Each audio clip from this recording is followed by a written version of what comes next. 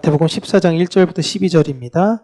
그때 분봉왕 헤롯이 예수의 소문을 듣고 그 신하들에게 이르되 이는 세례 요한이라 그가 죽은 자 가운데서 살아났으니 그러므로 이런 능력이 그 속에서 역사하는도다 하더라. 전에 헤롯이 그 동생 빌립의 아내 헤로디아의 일로 요한을 잡아 결박하여 옥에 가두었으니 이는 요한이 헤롯에게 말하되 당신이 그 여자를 차지한 것이 옳지 않다 하였음이라. 헤롯이 요한을 죽이려 하되 무리가 그를 선지자로 여김으로 그들을 두려워하더니 마침 헤롯의 생일이 되어 헤로디아의 딸이 연석 가운데서 춤을 추어 헤롯을 기쁘게 하니 헤롯이 맹세로 그에게 무엇이든지 달라는 대로 주겠다고 약속하거늘 그가 제 어머니의 시킴을 듣고 세례 요한의 머리를 소반에 얹어 여기서 내게 주소서 하니 왕이 근심하나 자기가 맹세한 것과 그 함께 앉은 사람들 때문에 주라 명하고 사람을 보내어 옥에서 요한의 목을 베어 그 머리를 소반에 얹어서 그 소녀에게 주니 그가 자기 어머니에게로 가져가니라. 요한의 제자들이 와서 시체를 가져다가 장사하고 가서 예수께 아뢰니라. 아멘. 오늘은 의인의 죽음이라는 제목으로 하나님의 말씀을 우리 사랑하는 하나님의 백성이신 평강교회 성도님들과 함께 나누도록 하겠습니다. 지도를 하나 잠깐 보여드리면요. 오늘 분봉왕 헤롯이라는 사람이 나오는데요. 성경에 보면은 헤롯, 여기서도 헤롯, 저기서도 헤롯 이렇게 되니까 도대체 헤롯이 누군가라고 생각할 수 있는데 원래 헤롯은 헤롯 대왕이라는 사람이 있었고 그에게는 세 아들이 있었습니다. 근데 재벌가에게도 아들이 셋이 있으면 이 상속 문제로 다투듯이 헤롯 대왕에게 이 세 아들에게 있어서 상속 문제로 다투게 되었어요. 그래서 그들에게 땅을 이렇게 나누어 주었는데 좀 잘 안 보이실 수도 있네요. 잠시만요. 네. 여기 보시면 1번, 2번, 3번 이렇게 나와 있어요. 1번은 사마리아와 유대를 지배했던 헤롯 아켈라오라는 사람인데 이 사람도 성경에는 헤롯 이렇게 나오고요. 그 다음에 오늘 본문에 등장하는 헤롯이 누구냐면 2번 헤롯입니다. 헤롯 안디바라는 사람인데 이 사람은 여기 갈릴리 지역과 요단강 동편을 지배했던 헤롯이에요. 그렇다면 세 번째 오늘 빌립이라고 또 구분지어서 나오잖아요. 이게 왜냐면 이 사람도 헤롯 빌립입니다. 근데 헤롯이 헤롯의 아내 막 이렇게 되면은 읽는 이제 사람들이 헷갈릴 수 있으니까 이 셋째 빌립인데 이 빌립 헤롯이 지배했던 땅은 바로 이 위쪽 땅을 지배했었습니다. 여기서 첫 번째 헤롯 아켈라오라는 사람은 예수님을 죽이려고 했었던 사람이었죠. 예수님을 죽이려고 했어가지고 예수님을 죽이려고 했던 그 일로 말미암아 예수님이 애굽으로 내려갔다가 이쪽으로 가는 것이 아니라 어디로 가게 되었냐면 이 갈릴리 쪽으로 가서 그쪽에서 살게 되었고 오늘의 주인공은 이 헤롯 안디바에 관련된 내용을 다루려고 합니다. 중요한 거는 1번 헤롯과 2번 헤롯은 성격이 다소 좀 거칠고 좀 포악했다면 3번 헤롯은 그나마 좀 온건했던 사람이었어요. 오늘은 세례 요한이 죽은 사건, 두 번째 헤롯인 헤롯 안디바가 이복 동생 빌립의 아내를 빼앗긴 사건을 이야기하도록 하겠습니다. 자신의 아내를 빼앗긴다면 남편의 입장에서는 도대체 어떻게 해야 되는 것인가? 라고 우리가 생각할 때 죽으림을 다해서 싸워야 되는 거 아닙니까? 내 아내를 누군가 빼앗는다면? 그런데 이 문제에 있어서 보시면 빌립이 가만히 있었어요. 이걸로 많은 사람들이 유추해 볼 때에 이 문제는 그냥 단순하게 안티바가 빌립을 협박해서 빼앗았다라기보다도 빌립의 아내였던 오늘 본문에 나오는 헤로디아라는 여자가 굉장히 야망이 있었던 사람이었습니다. 근데 이 야망이 있었던 여자가 자기 남편을 보니까 너무 착해 빠지고 별로인 거예요. 카리스마도 없고 자꾸 다른 사람들의 이야기를 들어주려고나 하고 좀 뭔가 힘으로 이게 사람들을 지배해야 되는데 이게 마음에 들지 않은 겁니다. 그래서 남편을 갈아타요.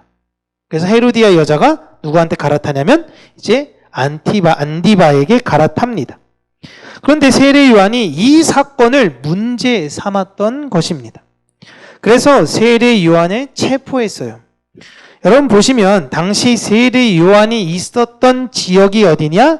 요단강에서 세례 요한은 세례를 주고 이 요단강 서편으로 가서 살았던 것이 아니라 광야가 있었던 동편에 가서 살았습니다. 그래서 이 2번 행정구역 안에 있어서 헤롯 안디바에게 잡혔던 거예요.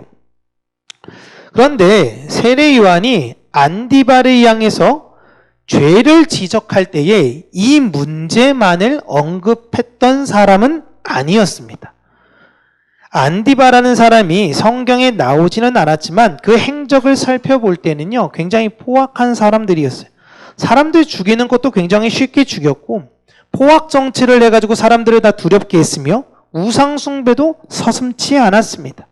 이런 문제에 있어서 세례 요한은 반복적으로 계속 외쳤을 거예요. 회개해라. 너희들의 지도자는 잘못됐다. 그 죄에서 떠나라 라고 계속 외쳤을 겁니다. 그런데 그동안은 세례 요한은 얼마든지 체포할 수 있었고 구금할 수도 있었을 텐데 가만히 있다가 이제 와서 이 문제로 체포되었다라고 이야기하는 것은 지금 이 내용을 누가 불편해했는지를 우리가 이해하면 되겠죠. 이 내용에 있어서는 안디바가 이것을 불편하게 듣기보다는 헤로디아가 불편했던 것입니다. 헤롯은 이 문제로 인해서 세례 요한을 잡아다가 가두고 이렇게 되면 사람들이 더 시끄러워질 것을 신경 쓰게 됐어요. 그래서 어차피 잡아다 이러면 사람들 또 밀란 날 수 있으니까 그냥 냅두자라고 했는데 자꾸 이 문제로 이야기하니까 헤로디아가 짜증이 났던 겁니다.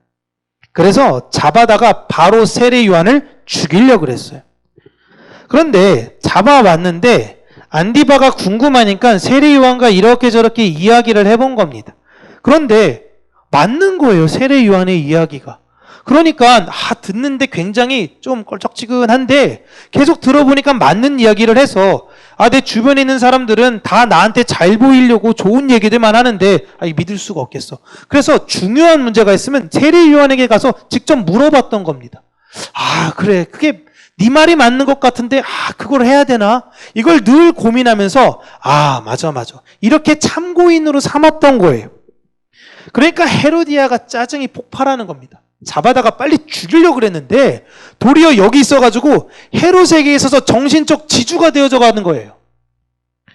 그래서 헤로디아는 꾀를 내는 것이 헤롯의 생일에 자신의 딸을 앞세워 그를 기쁘게 하고 그가 기분이 굉장히 좋게 됐을 경우에는 돌발적인 행동을 하는 사람이다라는 것을 잘 활용합니다. 그리고 결국 요한의 목숨을 취하게 돼요. 헤로디아는 안디바를 잘 이해했던 여자예요. 그래서 자신의 야망을 안디바를 통해서 이루고자 했던 사람이 누구냐면 바로 헤로디아였습니다. 이렇게 즉흥적이며 체면을 중요시하는 사람들은 사실 다루기가 쉽죠. 헤로디아는 안디바를 통해서 자신의 권력을 차지하고 싶었던 것입니다. 이런 여자가 또 누가 있었나요? 구약에. 아주 대표적인 사람이 바로 이세벨입니다. 이세벨. 그는 아합이라는 인물을 내세워서 모든 정치와 외교를 스스로 관할했었어요. 그리고 영향력도 엄청났었죠. 이런 권력을 지향하는 여자들이 성경에서도 많이 나오기도 합니다. 그래서 사람은 야망 있는 사람을 만나면 안 되는 거예요. 남자나 여자나. 권력은 사람을 눈멀게 하거든요. 그걸로 인해 결국 요한은 죽었습니다.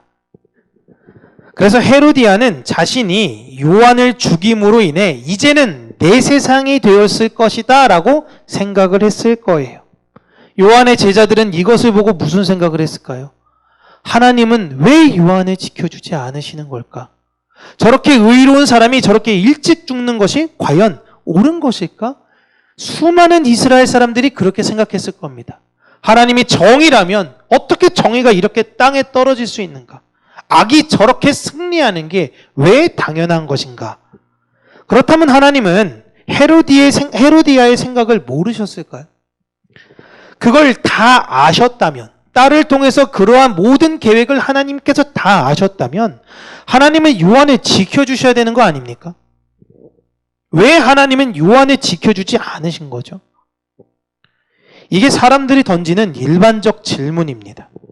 하나님은 선하시다라고 너희들이 이야기하는 거 아니냐? 교회야, 하나님은 공의롭다고 너희가 이야기하는 거 아니냐? 그런데 세상의 권력자들은 왜 이렇게 악하고 의롭지 않니? 왜 요한이 평생을 신실하게 하나님을 섬기고 따르고 외쳤는데 왜 네가 이렇게 억울하게 죽어야 하니? 너희들 하나님이 진짜 계시기는 한 거 맞니? 라는 것이 일반적 사람들의 질문입니다. 그들의 질문을 볼 때에 하나님은 언제나 정의로운 사람들의 편이어야 한다라는 거죠. 맞습니다. 맞아요. 그런데 하나님께서 완성하시려는 그 의와 우리가 생각하는 의의 시기가 다를 수 있습니다. 사람들이 생각하는 사실상 정의라는 것도 달라요. 제가 예전에 읽은 책 중에 굉장히 놀라운 게, 저는 사람을 죽인 살인자들, 특별히 연쇄살인범들, 흉악범들은요, 자신의 일생을 회개하고 뉘우치며 살 것이라고 제 젊은 날에는 생각했어요. 그런데 그렇지 않더라고요. 그들을 인터뷰해보면요, 그들이 가장 큰 핑계를 댄 사람이 누구냐면 자신의 어머니입니다. 왜 엄마는 날 버렸어? 왜 엄마는 나에 대해서 내가 이렇게 갈 때 나한테 이렇게 하지 말라고 엄마는 이야기하지 않았어? 다 엄마 핑계대요. 그리고 두 번째 뭐 핑계대냐면 사회를 핑계댑니다. 이 사회가 나를 이렇게 만들었다라는 거예요. 나는 피해자다. 내 부모가 나를 이렇게 만들었고 사회가 나를 이렇게 만들었다. 나는 피해자다. 혹은 어떤 사람은요, 이 세상의 정의가 굽었기 때문에 내가 그 정의를 올바르게 하기 위해서 내가 부득불 살인을 한 것이다 라고 주장하는 사람들도 있어요. 뉘우치고 회개하는 사람들이 정말 없었습니다. 그게 사람들의 생각이에요. 자기는 정의롭다라고 생각하는 겁니다. 우리는 요한의 죽음을 보면서 이 세상에 힘을 지향하는 사람들은요, 하나님의 복음을 환영하지 않는구나 라는 걸 다시 한번 배울 수 있는 거예요. 예수님께서도 우리에게 말씀하셨습니다. 너희가 의롭게 살아. 너희가 내 말씀대로 살면은 이상하게 세상은 너희들을 핍박할 거야. 이 세상은 너희들을 받아들이지 못할 거야. 근데 그때 이상하게 여기지 마. 그게 당연한 거다 라고 말씀을 하셨어요. 내가 그렇게 될 수 있는 겁니다. 복음의 길을 걸었을 때에 내가 그러한 핍박과 탄압을 받을 수 있어요. 그런데 사람들에게 있어서는 항상 내 유익이 먼저다라는 것입니다. 그래서 내 유익에 방해되는 존재는 없애야 되는 거예요. 그래서 심지어 예수님까지도 팔아 넘기는 것이죠. 우리는 그 구약 시대에 선지자들이 어떻게 권력자들에 의해서 죽임을 당했을까라는 것을 우리가 유추해 볼 땐 이 세례 요한의 모습을 보면 잘 생각해 볼 수 있는 것입니다. 하나님께서는 우리를 이 세상의 선지자, 이 세상의 왕 같은 제사장으로 부르셨습니다. 교회는 이제 새로운 세례 요한의 사역들, 새로운 그리스도의 사역들로 새로운 존재로 거듭난 사람들입니다. 그렇게 요한은 자신의 머리가 잘리면서 율법의 종식을 알렸어요. 이제 율법의 머리는 잘리고 새롭게 복음의 머리로 본격적 사역을 예수 그리스도께서 시작하시는 것을 알렸습니다. 그렇게 이제는 요한의 제자들이 예수님께 요한의 죽음을 알리고 그의 제자로, 예수님의 제자로 합류하게 되는 것을 오늘 12절에서 이야기하고 있지요. 우리는 요한이라는 사람을 다시금 한번 생각할 때 보면요, 이 사람의 평생은 광야에서 집도 없이 그냥 동굴에서 살았습니다. 때로는 뭐 천막 치고도 살기도 했고요. 집이 없었어요. 언제나 주의 오실 길을 예비하라고 외쳤던 사람입니다. 예수님이랑 나이 차이가 6개월밖에 나지 않죠. 예수님의 사역했던 시기를 본다면 아마 30살 전후로 해서 세례 요한은 죽었을 겁니다. 30년간의 그의 인생, 뭐 어렸을 때를 뺀다고 한다면 본격적 사역을 한 10년 했을 때 그는 10년 동안 광야에서 살며 주의 길을 예비하라고 외쳤던 사람입니다. 그는 가죽옷을 입었는데 무두질이 제대로 되지 않는 가죽옷은 냄새가 납니다. 결국 요한이라는 사람은 어떤 것이냐? 냄새나는 옷을 입고 먹는 것은 메뚜기와 들에서 나는 꿀을 먹었던 사람이다라는 건데, 이 말은 맨날 메뚜기만 먹고 꿀만 먹었다 이런 것이 아니라 율법에서 허용하는 음식만을 내 앞에 주어질 때에 그것만 먹으면서 살았다라는 의미예요. 그렇게 진리만을 외치다가 이제 이렇게 됐으면 하나님께서 그의 말년인 30년은 좀 편안하게, 다윗이 10년 넘게 사울에게 고생을 당한 이후로 그 이후로는 왕좌의 자리를 지켰던 것처럼 그렇게 살게 해주시면 좋을 것 같은데, 결국 30년간 이렇게 살다가 목이 잘려 죽는 것이 그의 삶이었습니다. 이게 하나님 나라 백성의 삶이에요. 그럼 도대체 누가 예수님을 믿겠느냐라고 싶지만, 놀랍게도 요한에게는 제자가 있었습니다. 그 길을 함께 가겠다라는 사람들이 있고요. 예수님에게도 예수님의 길을 함께 가겠다라는 사람들이 있었습니다. 아무도 이러면 안 믿을 것 같지만 성령님은 살아 계시기에 못 믿을 것 같은 자들의 마음을 변화시켜 하나님을 믿게 만드신다라는 것입니다. 저도 어렸을 때에 20대 때 물론 이제 객기로서 나도 선교사적 삶을 살까? 라는 이제 처음 고민을 하게 되었을 때에 성경을 읽으면 가장 부담스러운 사람이 세례 요한이었습니다. 야, 하나님이 이렇게 사역하며 살라 그러면 내가 이거 선교 한번 고민해 봐야 되는 거 아닌가? 좀 선교할 때 좀 드라마틱하게 좀 뭔가 있어야 될 것 같은데 이런 삶은 좀 부담스러운 게 아닌가? 라고 생각했습니다. 이렇게까지는 아마 지금 하나님께서 저에게 이야기하셔도 선뜻 용기가 나지는 않아요. 자, 이제 아내와 헤어지고 아내는 여기 남겨두고 너 혼자 가서 쎄 빠지게 이제 30년간 고생해 라고 할 때 하나님 그러겠습니다 라는 게 제가 분명히 머리로 할 수 있겠지만, 내가 그렇게 할 수 있을까? 현장을 그렇게 3년 4년 겪게 되면 그렇게 될 수 있을까? 라는 건 장담할 수가 없어요.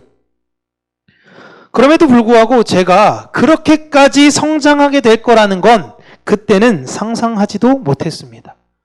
이건 부담스러워요. 그리고 제 선교사님들에게 갔던 분들에 대해서 이렇게 저렇게 이야기하면요, 그분도 처음에는 자기가 이렇게 될 줄 몰랐대요. 어떻게 다 선교사님 하게 됐어요? 어쩌다 보니까 여기까지 오게 됐어. 윤 목사, 우간다로 언제 놀러 올 거야? 우간다요? 잠깐만, 우간다가 어디 있지? 아프리카에 있는 것 같은데? 막 이렇게 살펴보기도 하고, 지금으로 따져볼 때는 내가 나중엔 이렇게 될 수 있을까? 내가 이렇게 다 포기할 수 있을까? 라는 게 쉽게 상상이 되지 않습니다. 그러나 하나님께서는 그렇게 만들어 가셨다라는 것입니다. 하나님께서 저에게 내가 너를 이렇게 보내온 삶에 있어서 후회함이 있냐라고 물어볼 때 저는 아니라고 이야기할 수 있어요. 저는 제 삶에 참 감사해요. 여러 가지 쓰라린 상처들도 되게 많았습니다. 힘들었던, 특별히 경제적으로 굉장히 비참함을 경험했던 것도 많이 있었어요. 그러나 돌이켜 생각해보니 모든 것을 채워주신 하나님의 은혜였고 모든 걸 훈련시킨 하나님의 완전한 계획이시라는 걸 신뢰하게 되었습니다. 하나님께서는 우리의 삶을 그분의 뜻대로 반드시 이끌고 가십니다. 그리고 그 삶에는 반드시 감사의 열매가 맺히게 돼요. 요한은 마지막 순간까지 다른 사람들이 볼 땐 참 불쌍한 인생이다, 비참한 인생이다 라고 그를 평가했을지는 모르나 그는 하나님 앞에서 이제 본향으로 나를 데리고 가신 하나님 감사합니다. 이제 제 사역이 쉬게 되었군요. 여기까지 돌보신 하나님 은혜에 감사합니다 라는 고백으로 돌아가셨을 거예요. 어찌 보면 교회는 이렇게 외로운 인생을 사는 사람들입니다.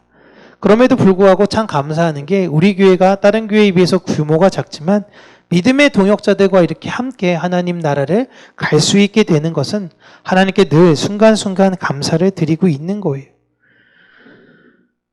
우리는 이 세상을 살면서 때로는 힘들고 어려운 일이 있을 수 있고 그 일을 마주할 때도 있긴 하겠지만 그 너머에 우리의 모든 것들을 완성하실 하나님을 바라보시기를 바랍니다. 복음을 가진 교회는 이 세상에서 감당하지 못하는 사람들이라고 이야기를 하고 있습니다. 진짜 믿음이 무엇인지 믿음이 없는 시대 가운데 보이는 우리 평강교회가 되었으면 좋겠고요. 아무도 천국에 대한 소망이 없이 살 때에 온전한 천국을 소망으로 바라보며 사랑하는 평강교회가 되었으면 좋겠고, 사랑이 실종되어져서 그냥 내 유익대로 살아가고자 하는 어떠한 희생과 어떠한 섬김도 실종되어져 버린 이 시대 속에 진짜 사랑의 그 의미를 알아 예수 그리스도를 본받아 살아가는 우리 평강교회가 되기를 주님의 이름으로 축복합니다. 기도하겠습니다. 살아계신 하나님 아버지, 우리가 항상 바라봐야 되는 것은 오직 말씀, 오직 예수 그리스도, 오직 십자가라는 것을 잊지 않게 하여 주시옵소서. 이 세상과 함께 살다 보면 이 세상의 지식과 이 세상의 경험과 이 세상의 세계관대로 우리가 동일하게 이야기하기 쉽고 그렇게 젖어들기 쉽지만, 하나님, 우리가 반드시 붙잡고 잊지 말아야 되는 것은 그 십자가라는 것을 우리 안에 새기시고, 우리가 다시금 세례 요한처럼 예수 그리스도처럼 이 세상을 담대하게 정의를 외치고 공의를 외치며 사랑이 필요한 자들에게 그 사랑의 위로를 전해주는 우리 평강교회가 되게 하여 주시기를 간절히 간구하고 소원합니다. 하나님의 은혜와 사랑 안에서 하나님의 뜻을 우리가 감히 헤아리지 못하긴 하겠지만 하나님의 뜻은 완전하시며 하나님의 뜻은 옳으시기에 우리의 어떤 상황과 우리의 어떤 일이 일어난다 하더라도 그 상황 너머에 그 일을 완성하신 하나님을 신뢰하는 것을 배우게 하여 주시고 그 성숙으로 날마다 빚어져 가며 참된 하나님의 감사의 열매를 드리는 우리 평강교회 모든 성도님들이 되게 하여 주시옵소서. 예수님 이름으로 기도합니다. 아멘.